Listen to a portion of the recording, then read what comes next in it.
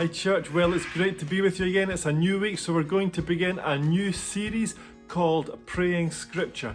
Bearing in mind that this Sunday morning coming we have a special online service called Praying Scripture Sunday, when different people in Full Gospel Church are going to be sharing scripture and then using that scripture to pray for Full Gospel Church. Well, I'm sure that if I was to ask the question, does anyone ever struggle to pray? I'm sure we would all put our hands up. Sometimes praying can be difficult, but significantly, sometimes we don't even know what to pray for or how to pray. That's why it's so important that we allow the Bible to come into our prayer life, and that our prayer life is based upon the scriptures.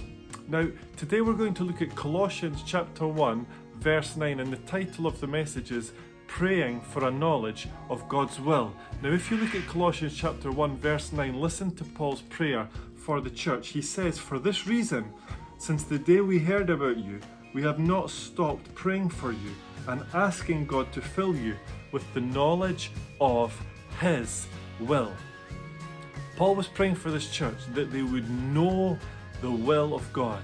If I was to ask you who would like to know the will of God for their life, I'm sure that lots of people would put their hand up. And yet Paul, he wanted so much the church in Colossus to know the will of God, and therefore he was praying for this church to know God's will. I would encourage you to take this verse, Colossians 1:9, and to pray it for yourself today, to ask God to fill you with a knowledge of His will for your life. God bless you. Have a great day. Bye.